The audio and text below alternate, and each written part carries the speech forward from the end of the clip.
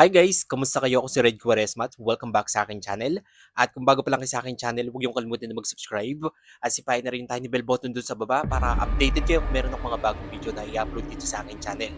At para sa video ito, magkukwentuhan na naman tayo ng mga nakakatakot na istorya.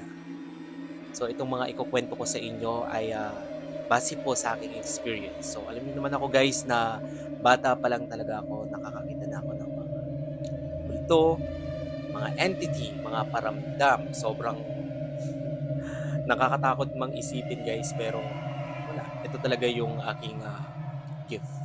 Nakakakita ng mga multo, mga paramdam na hindi ko inaasahan, mga na-encounter ko. So, hindi lang naman ako, marami ding mga tao na nakaka-experience ng ganito. So, disclaimer, itong mga ikukwento ko sa inyo ay hindi po gawa-gawaan. Ito po ay talagang base sa aking experience na gusto kong i-share sa inyo, 'di ba? So sa lahat 'yan ng mahilig makinig ng mga ganitong kwento, mga content na ganito, para sa itong video na 'to. At kung hindi ka naman interesado sa klaseng ganitong video, okay, okay lang. Next video ka na lang kasi hindi lang naman ganito yung content ko, marami akong content. Pinromote talaga eh. Alright, tara kwentuhan tayo. So itong mga ikukwento ko sa inyo guys ay random story lang siya na gusto kong i-share sa inyo. So ito may bago, may mga luma na na-experience ko. So mag-start muna tayo sa na-experience ko, I mean. Mali-mali magsalita eh. Alright, eto guys, etong February ko lang siya naramdaman. Actually, hindi lang naman ako yung nakaramdam nito at naka-encounter nitong kababalagang ito guys. Sobrang napaka-creepy niya talaga. So, basta itong February lang guys, nakalimutan ko na kung anong date nangyari. Basta last week lang yata siya, last week. So, yun. Ah, nag naramdaman ko siya guys ay mga oras ng 12:00, pagitan siya ng 12:00 at 1:00. Ganun siya guys eh. Ganun yung oras na naramdaman ko. Actually, kung ako guys eh, tulog na ako kung bakit nagising ako ng ganung time na yun. Na bigla bang may kumatok ng sobrang lakas. 3 beses nakatok yun. 3 beses. Sobrang lakas niya. As in, parang galit na galit. Kasi guys, pag may kumakatok sa amin dito sa area namin, ay tatahol talaga yung aso eh. Sobrang daming aso dito. So, wala akong narinig na any sound, mga alulong or tahol ng aso. Wala akong narinig na ganun. Talagang sobrang lakas niya guys. Parang galit na galit siya na gustong-gusto niyang buksan yung pinto namin. 3 beses siya. As in, sumilip pa ako sa bintana, walang tao. As in, wala talaga. Walang asong umaalulong, walang mga pusa, walang dumadaan na sasakyan, walang tao. As in, wala. So, sinilip ko talaga, pati sa kapitbahay namin sinilip ko. Kasi yung bintana ng kwarto ko is tanaw lahat ng bahay ng kapitbahay namin. And then yun nga, nakwento ko din ito sa tita ko, sa mga pinsan ko na naramdaman ba nila yung sobrang lakas na kumadaw. Dun sila nag-open up sa akin na yes, na naramdaman din daw nila yung 3 katok na yun. Sobrang lakas, parang galit na galit, pero nung sinilip daw nila wala naman daw tao. Pati yung kapitbahay namin sa pinakadulong-dulo ay naramdaman din nila yung katok na yun. Sobrang natakot nga din sila guys eh. So biruin mo paano nangyari yun guys 'no, sa isang araw na yun, tapos alanganin ng gabi, pagitan siya ng 12 at saka ng 1 o'clock ay na-experience namin yung ganong senaryo, yung ganong paramdam na yun. Sobrang lakas niya guys, sobrang galit na galit siya na 3 beses na sobrang lakas. One, 2, 3, gano'n siya. Biruin mo sobrang creepy 'di ba? Akala ko ako lang yung nakaramdam pero pati pala yung kapitbahay namin, mga tita ko sa pinsan ko. Dito sa amin guys, ako lang yung nakaramdam. Ako lang nakaramdam tapos dun naman sa bahay ng pinsan ko, 3 silang nakaramdam na may kumatok daw talaga dun sa pinto nila na sobrang lakas pero walang tao. So yun yung guys yung random ay number one story ko na na-experience ko ngayon lang guys, ngayong taon na 'to, itong 2024. 2024. Alright! So, eto naman guys yung story number two. So, yung story number two na 'to guys ay, nangyari naman sa Baguio City, sa Baguio City. Kasi guys, yung tinutuluyan namin na apartment dun is made from kuwan siya guys, concrete naman siya, semyento siya. Pero yung mga gamit talaga is made from wood. Pati yung flooring namin wood, as in wood siya. Tapos para siyang kuwan guys, combination of wood and, concrete, ganito, wall. And, medyo may kalumaan na yung design na tinutuluyan namin na apartment dun sa Baguio City. So, ilang taon pa lang ba ako nun guys nung na-experience ko? Yeah, ilang taon kasi ako nun, 17. 17 pa lang ako guys nung nasa Baguio ako nun. Kasi nga, dun nag-aaral yung pinsan ko tapos nagbakasyon muna ako dun para samahan siya. Bakasyon ko nun guys, eh. Bakasyon ko nun, sinamahan ko siya dun. So, yun nga.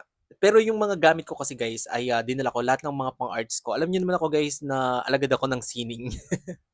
Yes, kung sa lahat diyan guys ng hindi nakakalam, alagad po ako ng sining. Mahilig po ako sa mga artworks. So, kahit hindi ako magaling mag-drawing guys, pero sa abstract sobrang talent ko na yun. Dun ako magaling. Kaya nga nailalaban din ako minsan sa poster making. Pero hindi ako kagalingan na mag-drawing guys, no? But lumalaban ako. So yun, nagdo-drawing ako nun guys, dun sa apartment namin. Tapos yung pinsan ko is pumunta na siya sa school niya. So yung pinsan ko kasi is guys is meron din siyang kakayanan din na nakakakita din ng yung pinsan ko guys ay, pumasok na nun and then siyempre ako yung may iwan dun sa apartment. Dun sa likod ng apartment namin guys is mayroong lumang bahay. As in lumang bahay na siya pero sobrang laki ng bahay na yun guys. Sobrang laki and, para siyang haunted bahay na siya guys. Wala na kasing nakatira pero merong caretaker. So yun nga 'no guys, nung, mga siguro magkukuwan na yun guys, eh. Sa Baguio kasi matagal maggabi. Sino naka-experience sa Baguio na matagal talagang maggabi sa Baguio 'no? Ako gano'n guys, na-experience ko 'yun. Sobrang tagal maggabi do'n. Siguro mga 6 on pa siya, maliwanag pa, gano'n. Mga 7 na medyo maliwanag pa sa Baguio City. So do'n sa likod ng bahay na 'yun guys, meron akong nakitang bata na nakatanaw sa may bintana, as in blurry yung face niya, tapos nakasuot siya ng parang, alam niyo guys yung mga batang mahilig magsuot ng mga dress, gano'n yung kuwan niya, outfit niya. Pero yung face niya is very blurry, blurry siya. Tapos yung damit niya talagang parang nagwe-wave pero hindi ko siya maaninag masyado guys, para siyang natutukan ng ring light. Gano'n yung itsura niya nung panahon na yun, way back, anong taon pa ba, anong taon yun, 2014 ba? Nakalimutan na yan, basta mga 2015 gano'n siguro. Ay wala, hindi pa naman nauso yung mga ring light, 'di ba? So yun, sobrang liwanag niya guys. Tapos tinanong ko yung, kapitbahay namin na kung meron siyang na-encounter na gano'n. Sabi nung kapitbahay namin na meron daw silang na-encounter na gano'n, madalas magpakita sa kanila yung batang babae. So, biruin mo, na-experience ko din yun guys. Ilang beses ko siyang nakikita sa different, sulok ng, bahay na yun guys. Sobrang nakakatakot. Pero hinayaan ko na lang, pinagpe-pray ko na lang kasi guys, number one talaga is mag-pray ka para mawala yung mga gano'ng paramdam, pakita, mga entity.